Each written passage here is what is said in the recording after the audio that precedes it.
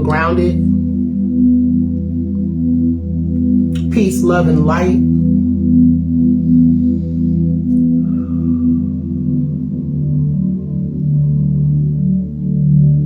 Peace, love, and light.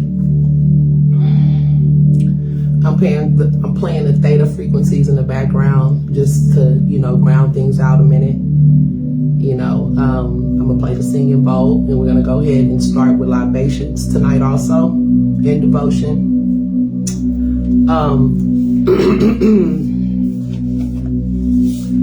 Tonight's episode is a Metaphysical Monday that's taking place on Tuesday.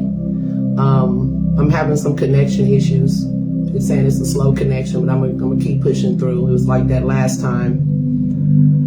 Tonight we're looking at the spiritual and revolutionary powers of Harriet Tubman. Harriet Tubman is one of my favorite icons when you want to talk about slavery. One of my favorite women when you want to talk about, just the evolutionary powers that was with this woman, the revolutionary mindset, the love for her people. Harriet Tubman, I can't really think of nobody else that I know that, that's in our history that has, risked so much and sacrificed so much for the greater good of other people. I mean, obviously it was other people, we got Nat Turner, shout out to, all of the revolutionaries that have lost their life during the Civil War, the Civil Rights Movement and so forth. But I'm about to get started. I want to first apologize to my viewers, to the people that truly rock with the Soul Jet Healing community. I have nothing but love for the support that you guys have given me through the ups, through the downs, through my inconsistencies. And I'm sorry I didn't come on last night, but I did have some things that came up. And I'm also doing a lot of spiritual work. I went to Atlanta. I kind of got a little bit off my program a little bit. So, I've been trying to rest, I've been resting. And, it's time for me to get back to it. I don't know how long I'm going to be, because I need to kind of make a plan for Metaphysical Monday, make a plan for Tarot Talk Thursday, and just for my classes and things that I haven't had a chance to really get to, because everything is just moving in a way that I don't even have control over it. The spirit is in control, and I'm allowing myself to be used by that force. So with that being said, it's even hard to make plans right now with all of this uncertain energy. Even with me being a reader and seeing things, spirit is just saying, trust the process, but I know that I had to do what I had to do as a labor of love, as a rite of passage, as a way of giving back. So I continue impressed on with Metaphysical Monday and with Tarot Talk Tuesday through the good and the bad and just things that was happening behind the scenes that people couldn't even see and still can't see, However, it's time to evolve, and I don't know where anything's going yet. I just know right now we're pressing forward. I'm going to have guests next week. I'm supposed to have a couple that's coming on. We talked about couples. We've been talking about heart chakras and, talking about self-love, self-maintenance, speaking about, relationships and just different things like that. So I'm going to continue on that vein. But tonight I wanted to pay homage to Black History Month. And I'm speaking on Sister Mother Harriet Tubman. So I'm going to go ahead and get started with the devotion for the night. We're going to do some singing bowl energy. And I'm going to start the libation. Okay, so I'm going to actually start with the singing bowl. Okay? I got a little cold, so please forgive me. I'm going to go ahead we can take deep breaths. Hold it.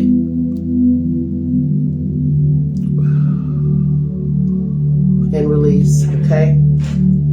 Take another deep breath. Hold it and release. And again, another deep breath. Hold it and release. Now you can do the same with the singing bowl. I just felt like we just needed to do a little extra grounding because of the energies tonight.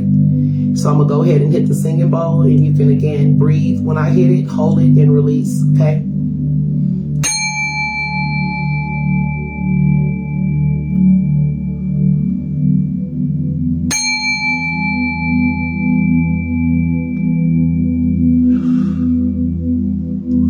more time.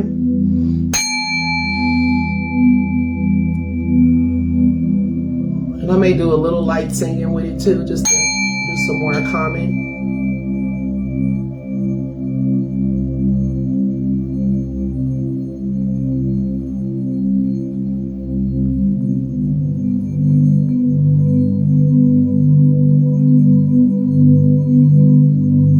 Doing what he want to do right now. His frequencies will be high if I allow him to play in this vein, so I'm gonna hit the bowl again. You should be able to feel the frequencies now.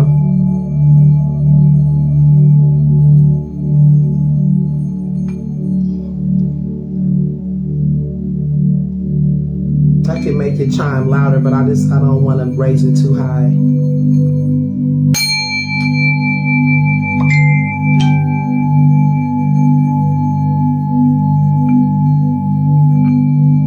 Just focus on what you like to release and let it go.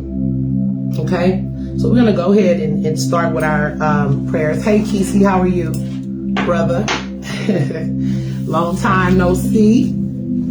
So I'm reading out of my Yoruba Bible. Well, a book that I use a lot for my spiritual work. This is an ancestor prayer. And I may need to turn this down just a slight bit. Let's go ahead and give devotion. Think of your own ancestors. Think of all of the energies that we may pay homage to that support us in some type of way. I give praise to God. I give praise to the owner of heaven. I give praise to the place where heaven is. I give praise to the Orishas in heaven. I give praise to the place of light. I give praise to the dwellers of heaven. I give praise to the earth. I give praise to the waters. I give praise to the fire. I give praise to the wind. I give praise to my roots and my beginnings. I give praise, raise, and lift up all. I give praise to the ancestors we have lost. I give praise to the Iyami in their wisdom. I give praise to the Babalawo who sits on the right side of God, which is the priest. I give praise to the Babalawo who sits on the left side of God. I give reverence to the father figure. I give reverence to the mother figure. I give reverence for the one who comes to see. I give praise to the one who sits and watches. I give reverence to the one who has the knowledge of divining. I give reverence to the one who makes the knowledge of divining work. I give praise to my ancestors and to all ancestors. I give reverence to the mother of Orishas. I give praise and reverence to the father of Orishas.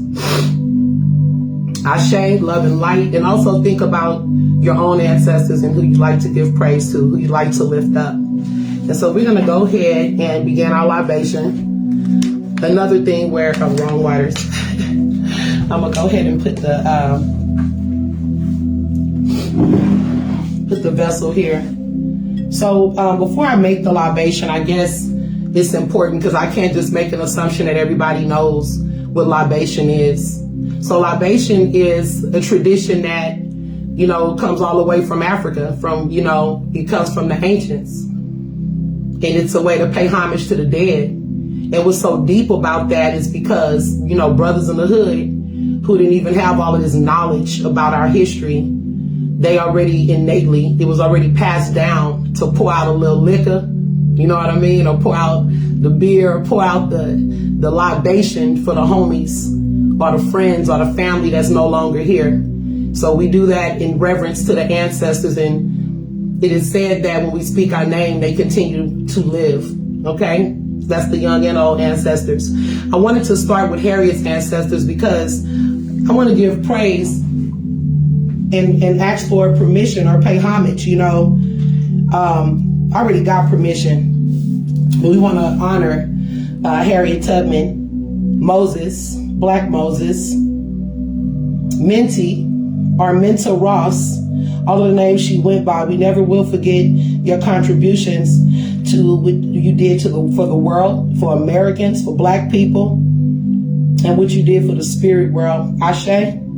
That's to Harriet Tubman. We need to give her a big libation, okay? To her mother, who gave her the fighting and courageous spirit. We give honor to the original Harriet O'Rick Green, Ross, Ashe. To Ben Ross, her father, Ashe. She has quite a bit of siblings. To her grandmother, Modesty, Ashe. And then we'll go into the siblings.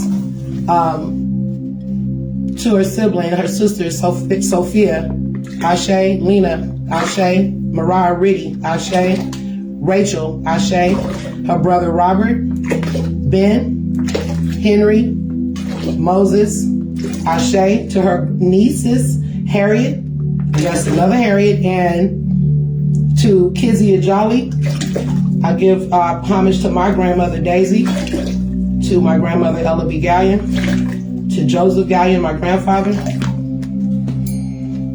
to my grandfather, Henry, to my great-grandmother, Nene, to my other great-grandmother, Idel Rougeau, Beulah Guidry, all great-grandparents, to my great-grandfather, Yayi, Henry, Henri, all of the great-grands that I don't know. Oh, Papa, Ashe, Love Light. Anybody else just think, about who you like to pay homage to, and say it out loud, okay? So these are for any ancestors that we may have missed, known and unknown. Ashe, Ashe, Ashe, okay? Yeah, thanks. We got the spirit going. I got the ancestors candles also running. Thank you for tuning in. Whoever's tapped in will be tapped in. Tapped in now. Ooh, that was full. That was full. Okay, so what this bill is about tonight is, of course, I'm going to talk a little bit about Harriet Tubman and a little bit about her life. But this is more about her bloodline and the type of energy that she worked with, her metaphysical knowledge, and just the way the spiritual energy surrounded her, and how she used both the spiritual technology along with revolutionary. She had, she was a revolutionary too. A lot of people don't understand that those things, they actually work quite well together. Understanding what's going on spiritually around you, what's going on in nature, and also taking action. And that would be the revolutionary part, So the first thing is, I look at Harriet Tubman, I've been looking at this spiritual thing with her for quite a while. Once I got knowledge of the third eye and all these other things, it started with that accident that she had, that, cracked her skull. And I kept thinking about that, damn, she had these visions and stuff. It's something deep with this sister, it was something that was with her. And I felt like that accident caused, it gave her the ability to use more range of her third eye than, most of us can use. So that's where it kind of started at for me.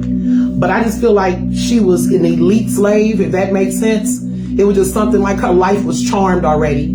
Her and her family, just the way the whole layout was, the things she overcame at such a young age, and just who her mother and who her father was, who she was on the plantation, or who her mother and father was on the plantation, the respect they had, the fact that she knew her grandmother, the fact that she knew where she came from. All of that is really, is major and is very unique.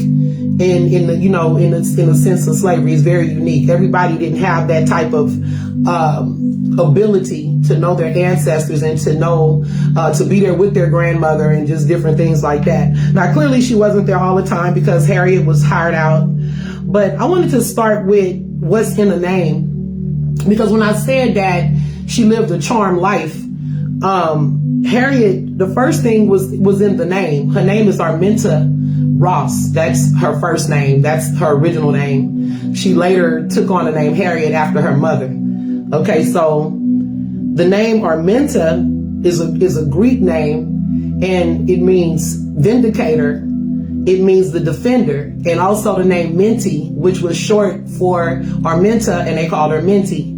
So Minty was A name that said you give to your daughter and you can inspire her to be of good courage and to stand up for what they believe in. So just that, and planting that seed as that being her name early on, because we have forgotten that as a culture, the names that you give your children are very important to like how their destiny can turn out. Just certain frequencies and hardships that could be around them are positive energy based on the frequency of a name. So just that alone, she was already called out for what she was supposed to do since birth, being a vindicator, being a defender. And then later she adopted the name Harriet, and Harriet represents home ruler. It means home ruler. And just the name Harriet itself in her family line, there was 4 Harriets. There was 4 people that had a derivative of the name Harriet in her family. First, her mother name was Harriet, which they called her Old Rit. But she was the big Harriet, a very strong, courageous woman, well-respected, a renowned healer, which they don't even really speak on when they teaching us about, this story with Harriet Tubman. She had a daughter that she named Harriet. She named her Mariah Riddy, which is a derivative of Harriet Riddy. And then she had a granddaughter with the name Harriet, and then Harriet Tubman herself took on the name Harriet. So just that little short bloodline is 4 Harriets, and her mother was a home ruler because, like I said, she was well respected on the plantation. And she's one of the people that instilled so much courageousness into Harriet. To the point that when Harriet seen her move and her mother's motion, that's when she decided to take on the name and call herself Harriet. So anyway, Harriet was born between 1820 and 1822. I've seen different sources, so I can't say, which one is which. I think this is interesting. She was born, they say about in the month of March. So we do know this, because I remember we talking about also the metaphysical aspects. So here's something fun. She was either an Aries or she was a Pisces. Harriet Tubman was either an Aries or she was a Pisces. I'll let y'all figure that out, like what energy she mostly aligned with. Because, she did some courageous stuff. Hey, D. But, what's funny? The people that's online that I can see right now are actually Aries and Pisces, She could have even been on the cusp of Aries and Pisces, but we do know that she was one of those signs, okay? Her father was Ben Ross. Her mother is Harriet Green Ross. And then she has a grandmother whose name was Modesty. I don't know why they do the science on Ben. It just sounds so, slavish. I didn't even think to look at, because it's really Benjamin, and that's a powerful name as well, but I don't remember exactly what Benjamin means. But her grandmother name was Modesty. And I thought Modesty was an interesting name.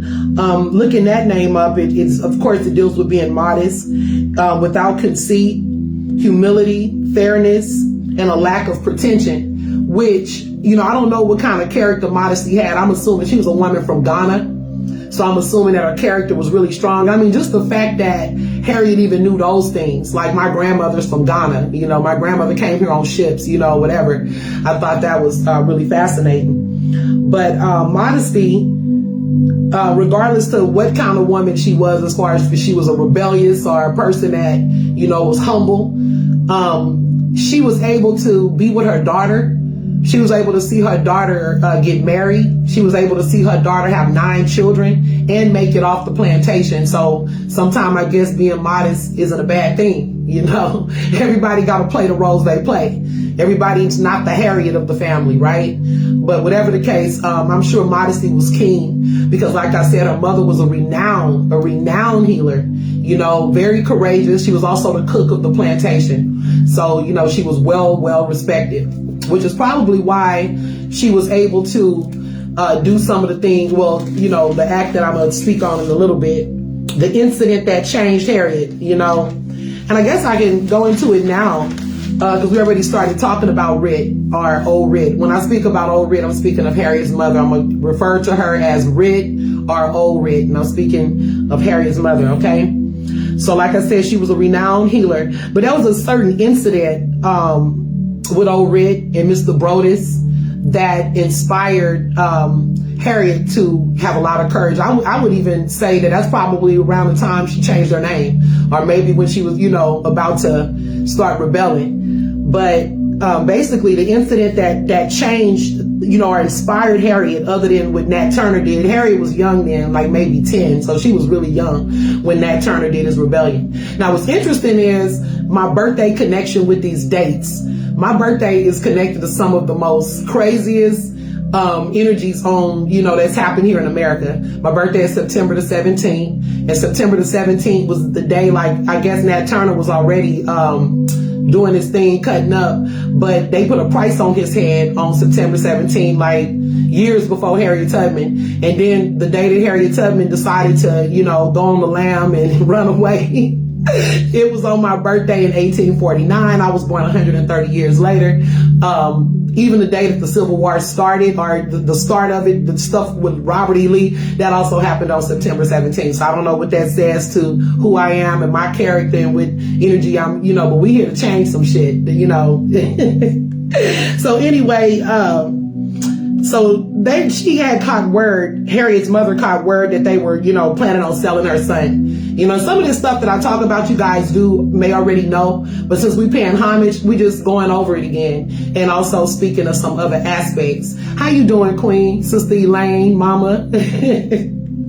So anyway, so they were planning on selling. They had already sold off some, and I'm skipping around because like I said, this isn't a documentary or a biography about Harriet Tubman. It's certain specific things that I want to build on. So they were speaking about, selling her son, her youngest son. They had already sold Lena and Rachel and Soph. They had already sold 3 of her sisters. They was, trying to sell everybody off. Harriet's tired of it. It's just a lot going on here, so she's saying her prayers but the mother in particular, when she heard about it, it was like she refused. Like, they not gonna take my son. They already done took my daughters. And so she had the little boy like hiding throughout the plantation, other slaves hiding them and, different stuff like that. And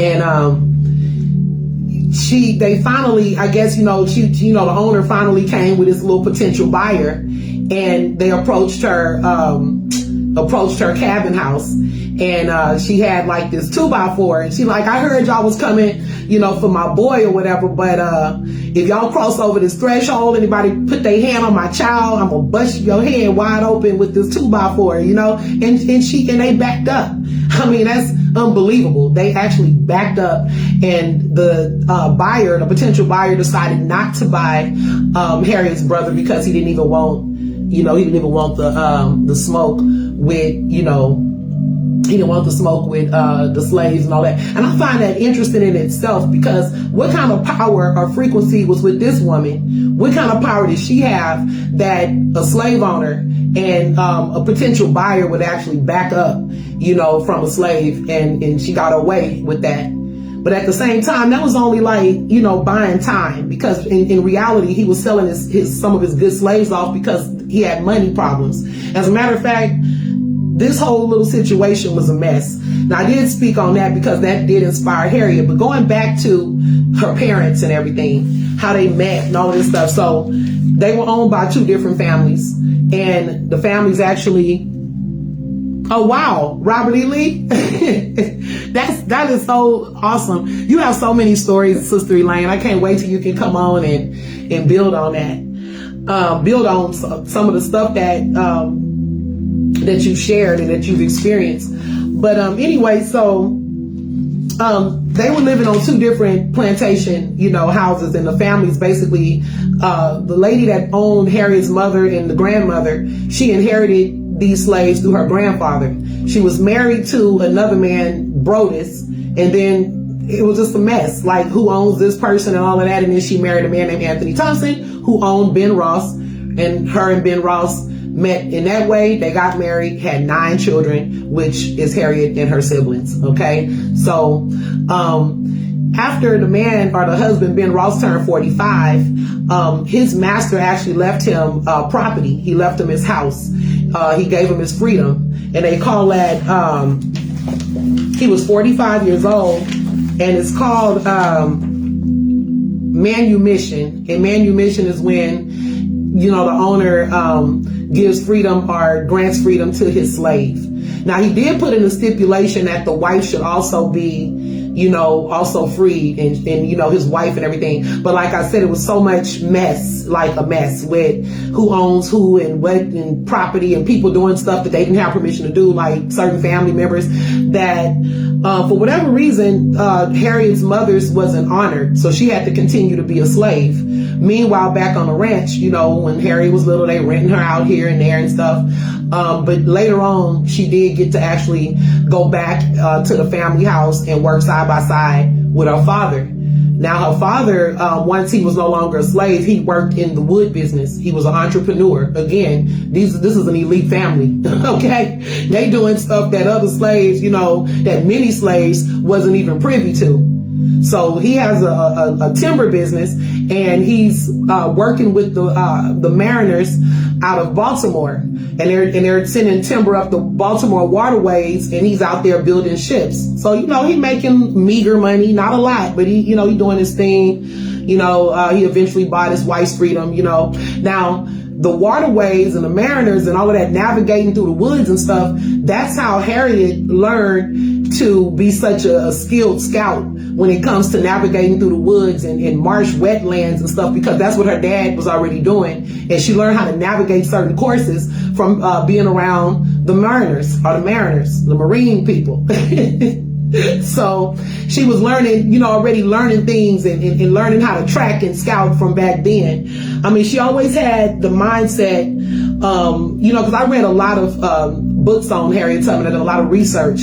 One of the books I wish I could have found is a children's book called Minty, and they actually speak a lot about her early childhood. She kind of had an adventurous spirit. She was always kind of, you want to say, rebellious or mischievous. She broke rules. She took whippings. She laughed at certain things, like they calling her and she's hiding, and just different little stuff. So she didn't really do well in the house. She did have her time in the house, but she was more, fit for the field, which she preferred. She preferred the field because she could work on the side of her siblings, and she could, be with the other slaves that she was inspired by, and she can see, she could check it out because she already had her eyes at that young age on how the hell we gonna get out of here. That was the mindset already. She was already ready to avenge. But so anyway, that's a little bit about her father.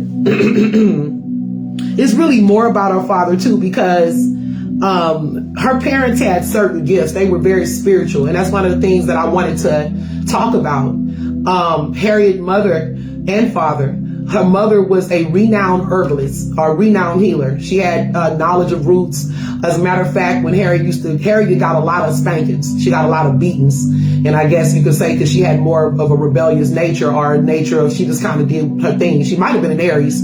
Now that we bringing that into the picture, she could have damn well been an Aries, because we're talking about March. She's either an Aries or a Pisces. But she was always, getting, doing her thing, getting into something, doing it her way. Or if she sees something she feels oppressed, then she's gonna free it. Like when she was in charge of waiting to see when the muskrats bite the traps. She was over there freeing the muskrats because she couldn't stand to see anything in prison. So that was her mindset. So she was, more fit, like I said, for being in the field or being outside. So let me see what I wanted to go into. Now, the spiritual gifts. So Ben, her father, like I said, the mother did the cooking and stuff. So she was already a kitchen alchemist and, a healer. That's where Harriet gets some of the knowledge of herbs and stuff. But her daddy was also keen because he was, he predict dreams. He did dream predictions. And he also knew how to predict the weather just by sticking his finger in the air. They said the master would come to him to ask about certain weather predictions in order for him to plant his crops or how you think the weather gonna be and all of that. So these people were, and I spoke on this aspect because I'm a spiritualist and I believe in awakening of spirit. This is who we are. A lot of us have different gifts, but it's not to be afraid of.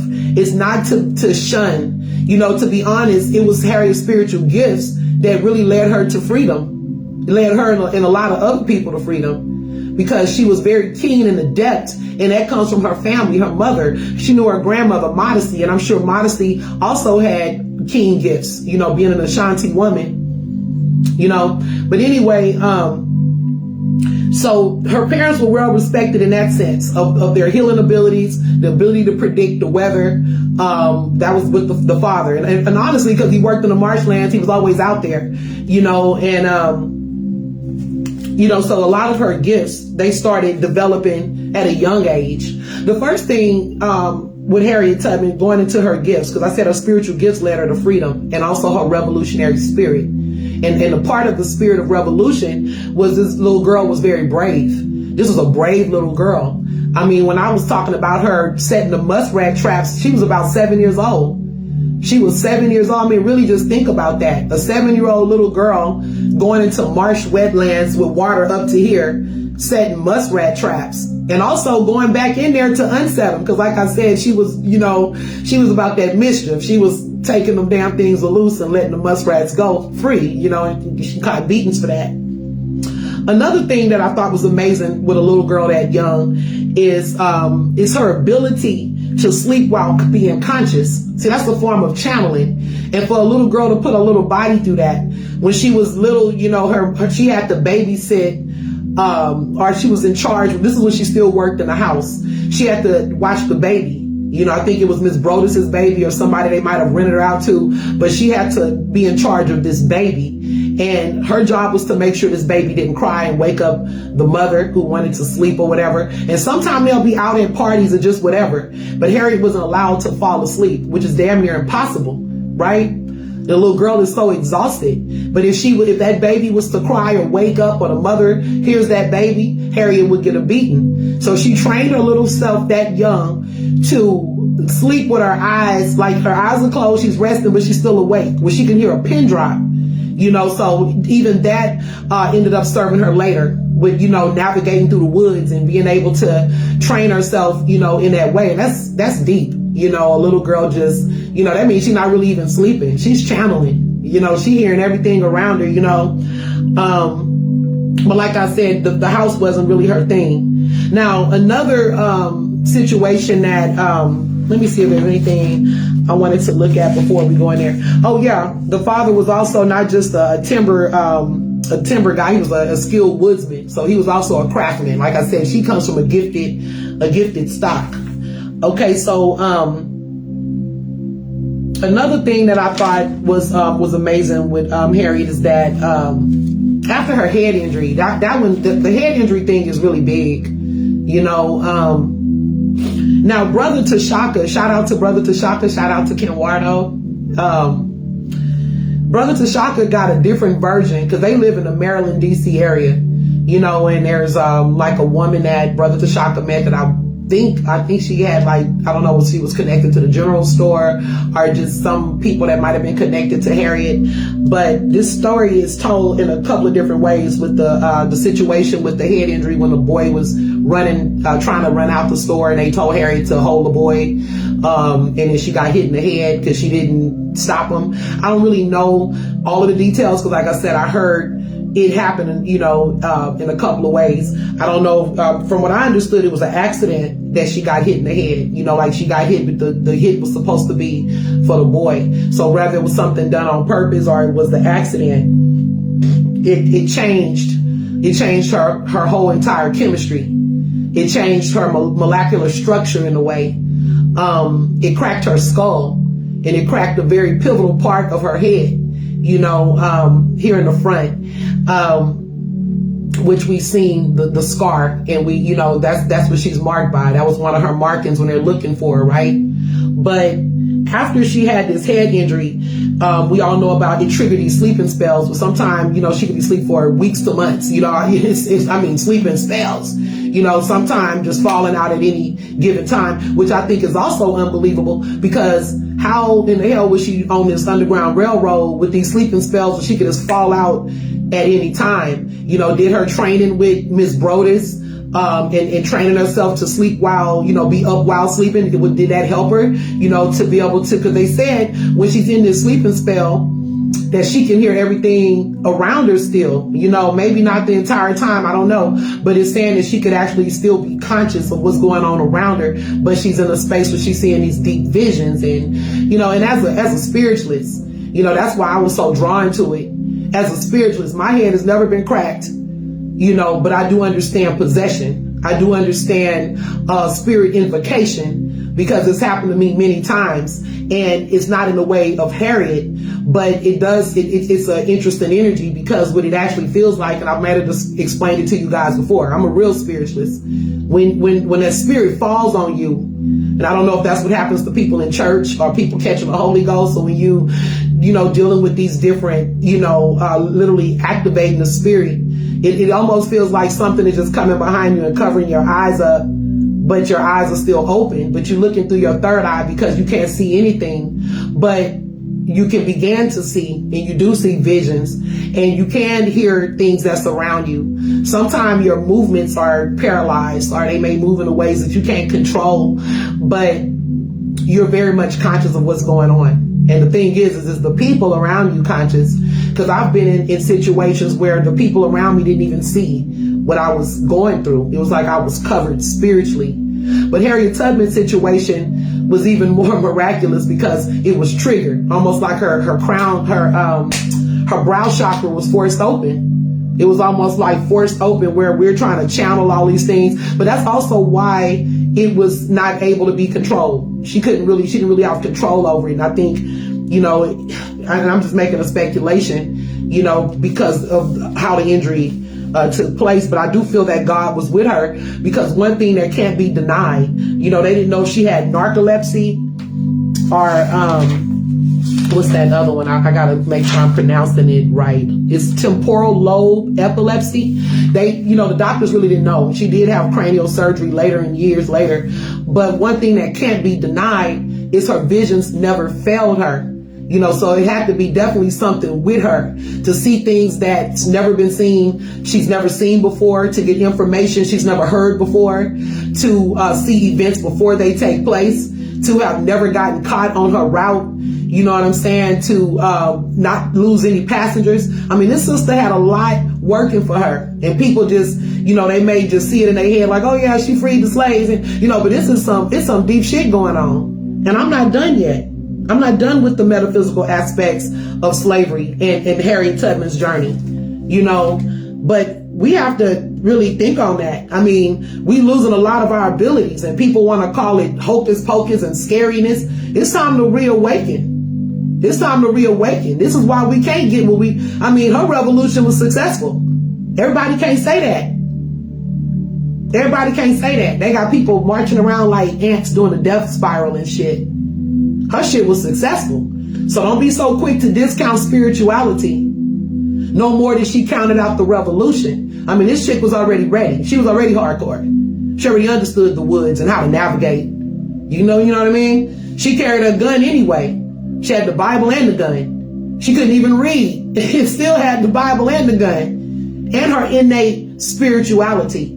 Because all of those things, clearly she couldn't even read the Bible. So these are spiritual gifts that's coming from the inside, that's leading and guiding her. And she used the Bible as a blueprint. And all of those scriptures and things that we should use as a blueprint. But never stop allowing the energy, the information to come through. And if you can't get the information, be welcome and open to other information that's coming through. Because there's real live mysteries that we've been blocked from out of our own fear. There's real live answers that we're still looking for, that we've been blocked out of our innate fear. And if somebody in the 1800s, they understanding how to work these things, defy the law, not get caught. I mean, come on, man. I mean, this is a female. We're not even talking about men. We're talking about a woman, and that makes a lot of people tight. It makes a lot of people tight. They try to dismiss the visions and shit and just want to talk about, all of this other stuff.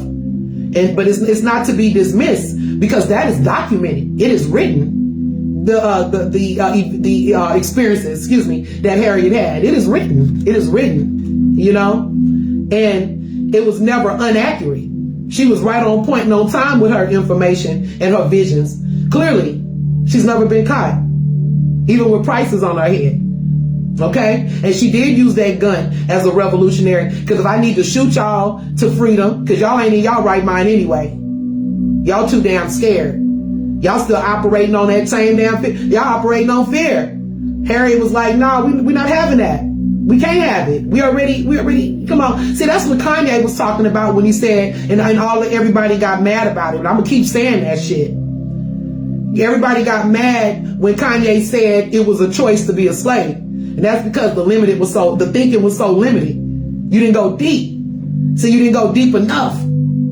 Because Nat Turner tried it too. And it was people that actually sold Nat Turner out. So was that a choice or a bad decision? The people selling each other out. We just talked about that the other day on the podcast. Every time you're trying to do the right thing or something that you think is good for the whole, there's always somebody that tries to work against it. So she had to have a revolutionary spirit or they would have messed it up for everybody. You know? So then I'm going to go to the next thing. Harriet Tubman also had a gift the same gift that her one thing I forgot to say about her dad. He was also the person that prayed on the plantation or say divine intentions. When the master gets sick and all of this stuff, Big Ben was one of the people that they called on to do the prayers and to, you know, speak them divine intentions, speak life back into the dying subject. Okay, so Harriet Tubman also possessed those gifts, and I'm sure her mother had it too, because these people were keen. Like I said, the slaves were a lot sharper than people give them credit for on the innate tip. They might have not been able to read and all of that shit, but they was keen and sharp on the innate tip.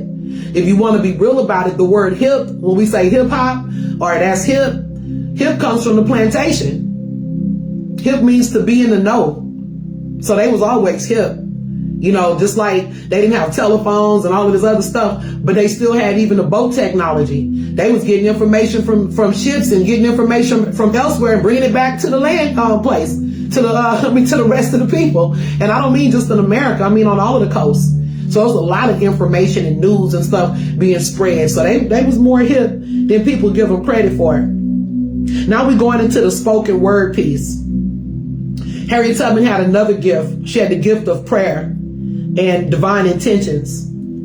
She was a prayer warrior. I mean, that's what the church would call her.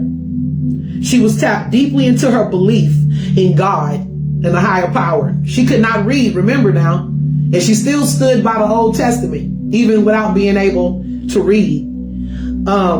She connected to the Old Testament, not the New Testament. She felt like the Old Testament spoke more to the condition that black people were in, and she likened it to, you know, the slavery in Egypt and with Pharaoh. And so she, you know, I don't know how she was hearing it. Maybe somebody was reading it, but she knew certain scriptures. She knew those scriptures. She knew certain ones, and I'm almost sure of it. Being a prayer warrior, she made her own prayers too, and she did, because the first prayer that she prayed was for, you know, she wasn't, and every time I would hone into this part of the story, it seemed like people would get quiet. Like this is the part they couldn't handle. And I'm not talking about my conscious brothers and sisters. I'm speaking to the average Negro and the average white person. You know, they was like, they get quiet when you talk about Nat Turner. They get quiet when you talk about this spiritual energy that Harriet possessed. But there's no denying this either, because it is written and documented. Harriet was making a prayer. She spoke about she wanted the master to change his heart because he was cutting up. This is once he started to sell everybody off, and you know, he doing what he got to do, I guess, but it's detrimental to her. This is when she made that decision, you know, to give me liberty, give me death, or give me freedom, give me death, give me liberty, give me death. And that's the Kanye decision that I'm talking about. People scared to fight, people scared to die even. You can only die once. But I'm talking about it when they talk about war and we at war and all of that, you know, a coward dies 1,000 deaths, a soldier dies but one. But see, when you make the right moves at the right time, you know, you may actually get that victory you're looking for. When you put the right energy and the right frequency behind it, instead of being so quick or acting on emotions.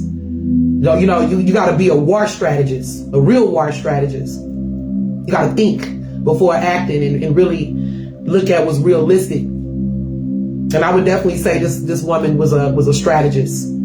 But whatever the case, she was praying a prayer that the master changed his heart, and he didn't. I think that's when he went after her brother. He had already sold his sisters, So then she prayed that if you can't change his heart, that you kill him, right? So I think a day or two later, I don't know how many days, but it wasn't long after. A day later, he was dead. The man that dropped dead. Now, he could have had health conditions or whatever, but it ain't even about that. It's the fact that she put a frequency out there. She asked the spirit to move him out the way.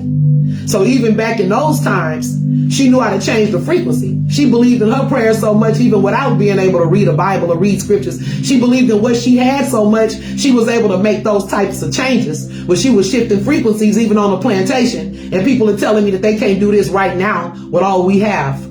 Something wrong with it, That's why I brought up Harriet's spirit. And I give thanks that she's here and she's present with us tonight in spirit. Her and her brothers and her sisters and her grandmother and her mama and her daddy are in there giving me the energy to even give this, because it was very hard. It was taking so much out of me because there's so many layers to it. And I know people waiting to see what I'm going to say, just all these different things, but it don't even matter because, like I said, this ain't a documentary. I ain't putting all of the facts and years and dates out there. I'm putting a little bit out there, but it's too much. What I want to give is the spirit of the revolutionary acts and the metaphysical knowledge and just the innate ability that Harriet had to move shit. You know what I'm saying? I want to pay homage to that. Even if it's things you heard before, I want to pay homage to that in Black History Month. Okay? So we know she can change her environment. And she did feel bad. They say Harriet was feeling real bad. Like, oh God, I killed him. But not so much of the fact that she killed him, but she was afraid of the prayer getting found out that somebody else, because I think the young master kind of knew she was saying some kind of odd ass prayer. He might even heard her. But I think they might have showed something like that in the movie. I don't know how true that was, but she was afraid that they would find out that was her prayer. Because, Black people, we ain't really coming with, we just want to be, they got evil Black people, don't get it twisted. But our natural spirit wasn't to be evil and to do all, to do all of these bad things to white people. It was survival. It was to have security in a desperate situation, because we did a lot of great things for white people. So it wasn't like we just all against them. I mean, raising their babies and nursing their children, over nursing our own children, and, doing a whole bunch of other stuff that I'm not going to talk about on this live.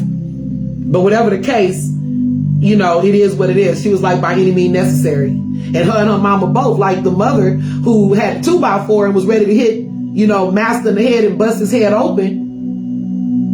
They the first ones, her and Harriet, fuck around and find out.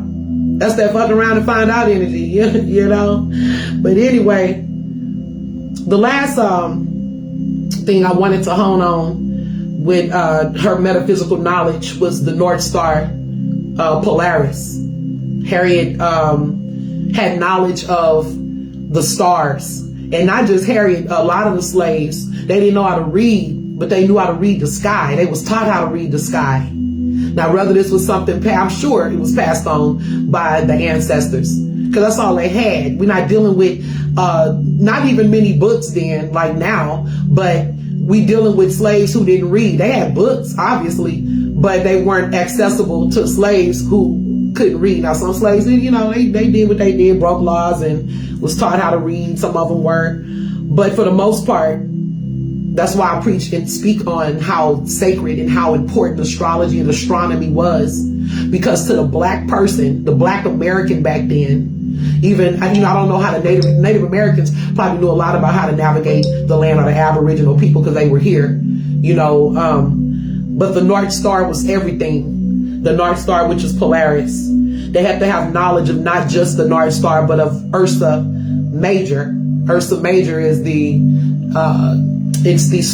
star system where the Big Dipper, or the drinking gourd, they call it the drinking gourd, and the Little Dipper too, because the North Star kind of sat, in that fold. And it wasn't anything special about the North Star, like it wasn't the brightest, because it's actually the 50th brightest in the sky from my research. One source said 46th brightest star in the sky. It wasn't really big. As a matter of fact, they said it's actually a cluster of 3 small stars. That's the North Star. But it was special because it shined brightly all the way through, winter season, in the late winter, all the way through the springtime. So that was her everything. That was her guiding light. That was her roadmap. And, we can't deny that, her walking with the stars. That's what she did. She did it all, and it's just so unbelievable to me that, she could just have all of these things working for her. When you want to go into astrology, and I don't even know if I want to go into that tonight, but I did pull up the astrology chart from 1822.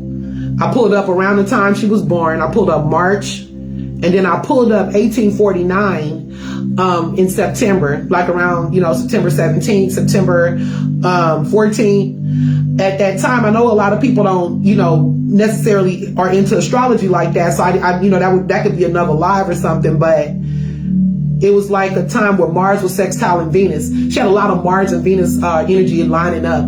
So it was in her favor in that way. There was Mars in Gemini. Aries was in his home, and Aries is the planet of war. Uranus was also sitting in Aries. And when you got Uranus is about revolutionary changes, shaking up shit, breaking the law. Saturn was real big too, because Saturn is about keeping this shit in place. But the energy of Uranus, the energy of Mars, the energy of Gemini, the energy of Venus and Mars working together, all of those things were working for her. That's why it's so important to understand the way the flow of life and the stars are going. She had a lot of stuff working for her because it was just time. It was just time. I mean, it was damn near at the end of this long period anyway. And it was just really, really time. So she had the stars going for her. She had the dreams going for her. She had the ability to navigate and scout going for her. So, I can't push enough how it's important for us to be in tune with the gifts. And it's probably even more. If y'all can think of anything more that Harriet Tubman did that was metaphysical. Oh yeah. She also had knowledge of roots. She had knowledge of the herbs. These babies be on missions with them and stuff. She had a way to make these babies stop crying. She knew what to give them to make them fall asleep. There was another root that I was trying to get the name of, but I can't pronounce it, so I couldn't spell it. It started with an A. I kind of pronounced it, but when I say it into the phone, it comes out totally wrong. But it starts with an A. And it was a herb because, people tend to forget a lot of these African slaves and also Native American people, they had some hell of a tonics and medicines and things they created. A lot of the Africans actually brought roots and seeds and things over. They brought that shit over and necklaces and all kind of stuff in order to have what they needed. So there was a medicine cabinet during slavery. Maybe people don't know that, but and many of us do know that because we had those same kind of workers in our families. Some of us have those same abilities. We had grandmothers and great grandmothers with that same ability. And I'm speaking to this because this is a woman that was successful in her journey. She was a successful revolutionary. She was a successful slave. When Harriet took these journeys, she was a young woman. You get what I mean? And she lived a long life. She was honored by the country that deemed her a criminal. This woman had some kind of frequency with her that's just off the chart. It's off the freaking chart. She knew how to attract, even through her dreams, the right white people. They say, get you some good white people. She couldn't do it all on her own or just with black people. She had the right frequencies, regardless to why they decided to do it, because everybody has an agenda. White people was already in their own war. They already had their own issues with all of their different religious beliefs and political political mindsets going against each other and all of that in these colonies and fighting for power and all of that. So whatever it was, it worked in her favor. And that's why it's all about having the right frequency and understanding who's for you and who's against you. Because her own husband was ready to sell her out. Her own husband, when they had Quakers and shit helping her on her mission, her own black ass husband, he couldn't wait for her to turn her back.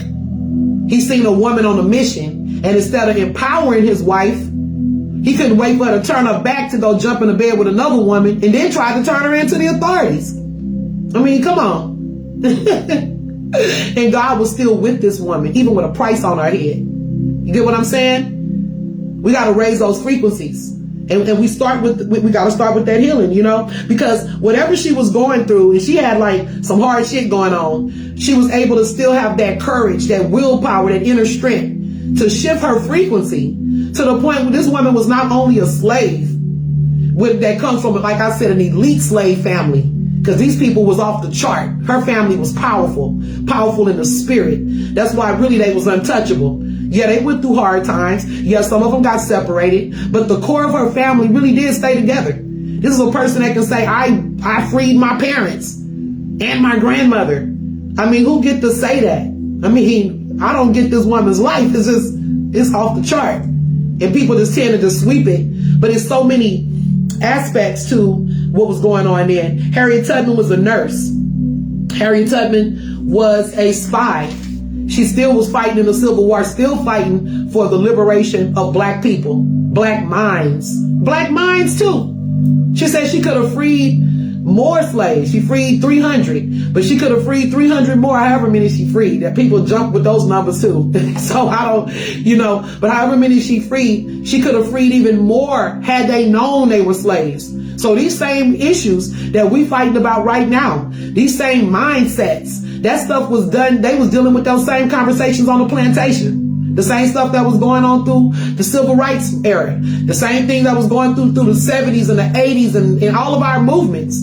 Having these same discussions. Because there's too many chains on the brain. Too many people in their comfort zone. And I'm not even suggesting that we all go out and be revolutionary in that way and we need to carry guns. You do what you need to do for yourself. But what I am saying is that revolution starts in your mind.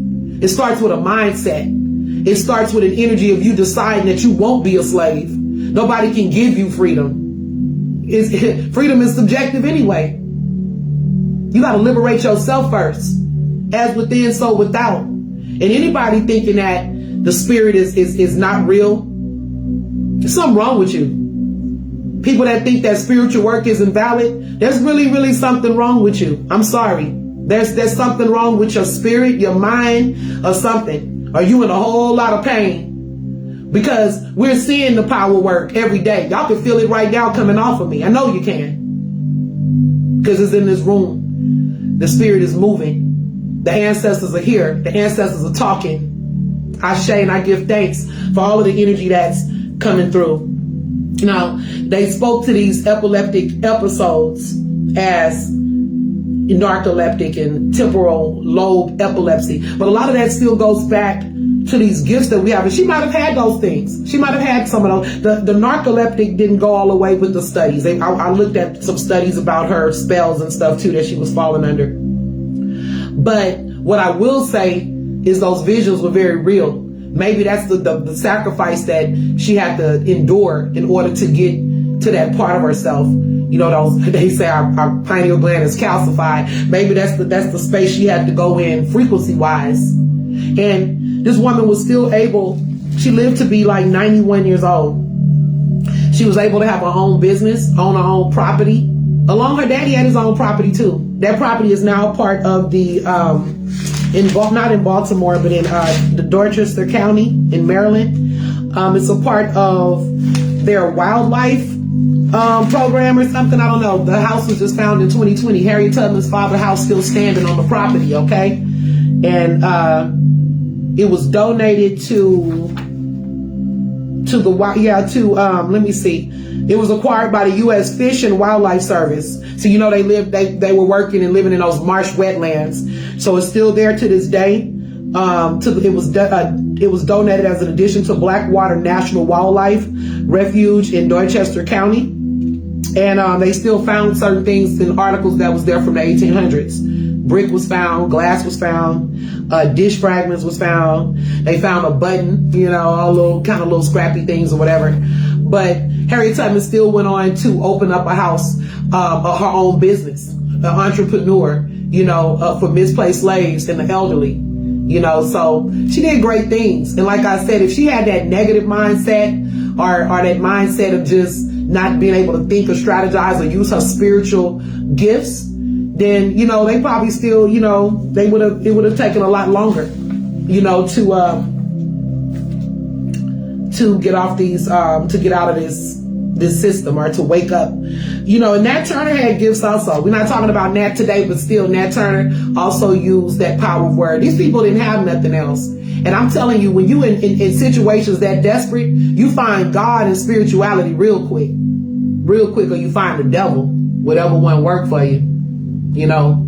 But I just wanted to, again, like I say, pay homage to that aspect of Harriet Tubman.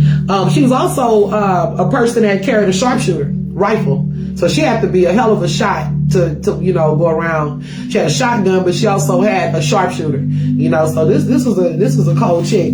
Like I said, I really wish I could have broke down the astrology of it, because everything that was where the world was set up at, it was all lining up for this revolution, for this energy to shift. We have some of those placements right now.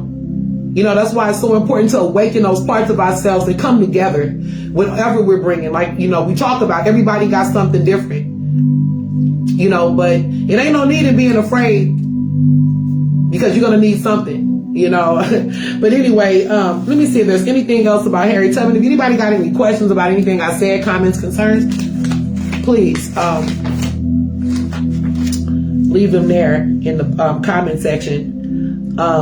And it was so much information. I've just been trying to find ways to, you know, like one of the ritualistic days that she escaped on was on Christmas. And I call it ritualistic because, you know, holidays are ritualistic. But she did, in 1854, she did a real smooth escape. I think she took her brothers or somebody like that. She was just playing chess with these fools. She was just playing chess with these fools, bouncing all around on them, you know.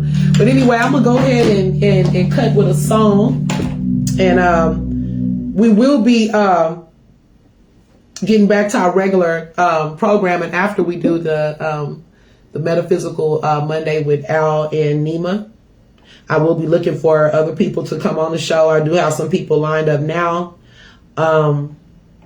And that's really, you know, my way, like I said, of paying homage. I wanted to really just, you know, take a look at the type of, you know, energy and spirit that this woman had to have had to, you know, overcome the things that she did, all of the things she used, how tapped into the spirit her and her family was. I just think it's amazing.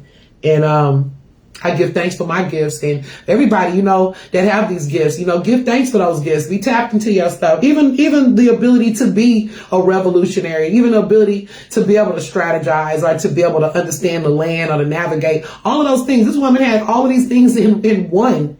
But, you know, wherever we strong in, that's what we gotta, you know, we gotta pull on that. You know, and I'm not going to make my live too much longer. I do appreciate you guys tapping in. I do want to put on Big Mama Thornton. I'm going to take me a quick intermission, and, you know, you guys are welcome to listen, stay, ask questions, and then I'll be ending the live right after that.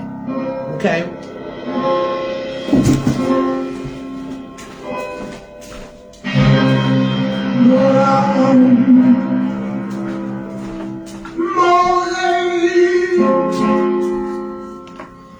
Wait on and eat the rain.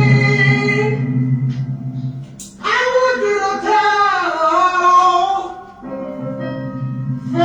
Pharaoh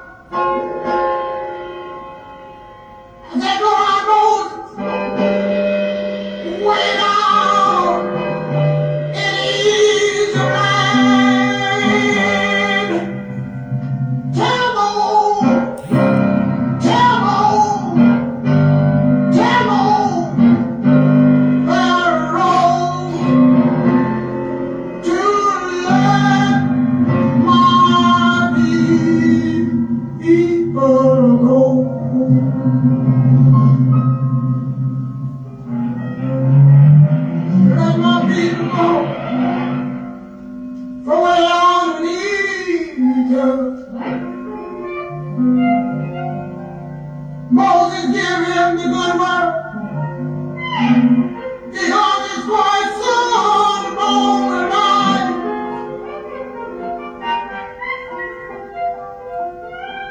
Just go down, Moses. Go down and lead your man. Tell on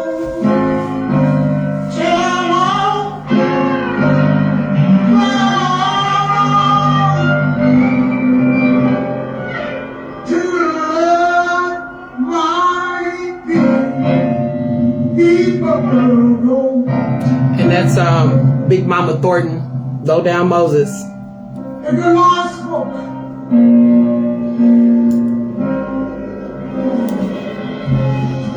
Three Moses said to Moses, he said, tell Pharaoh to let my people go. And thank you everybody that tuned into the live tonight. Give thanks for this energy. I'm giving thanks for the ancestors once more. I'll be back on Tarot Talk Thursday. We're going to let this song finish out. Because this is the word of the good Lord. When he spoke to Moses, he said, tell him, smile at him. My word is true.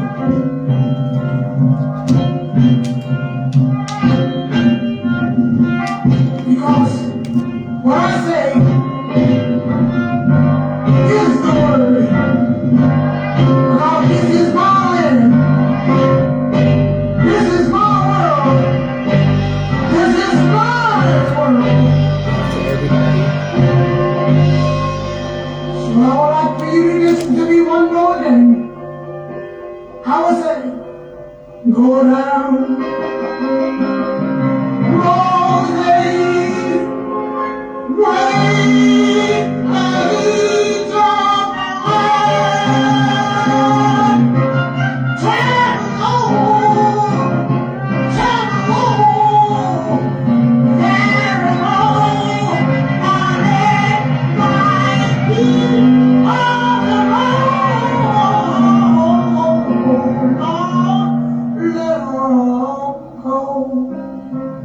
Dedicated to the Black Moses, Mighty Harriet. I do want to say one more thing about Harriet Tubman. I believe in Harriet Tubman so much. You know, it was a time when I was in my 20s and I was going through my conscious changes, my metaphysical changes, my spiritual changes. And I look at Harriet Tubman almost like a religion unto herself. That's how deep it was for me. I have venerated her to saint, you know, because all saints live human lives. And if there's one extraordinary human being on this planet to me, and with courage and bravery and love for her people, it is Mighty Harriet, which is what I call her, the mother. And shoot, I would love to have her as part of my bloodline, but I'm just blessed and honored that we have her as part of our American legacy and a part of that heritage that, you know, whether we resonate with being Aboriginal or we resonate with being African slaves, you know, our people were, you know, it is written on plantations and reservations. So, you know, instead of looking for all of these differences, let's look at the struggle that we continue to fight as Black and brown people. And we've got to start activating the love again, you know. So I thank you again for watching. And for those of you who are into the readings and the messages, make sure you tap in on Tarot Talk Thursday. Peace.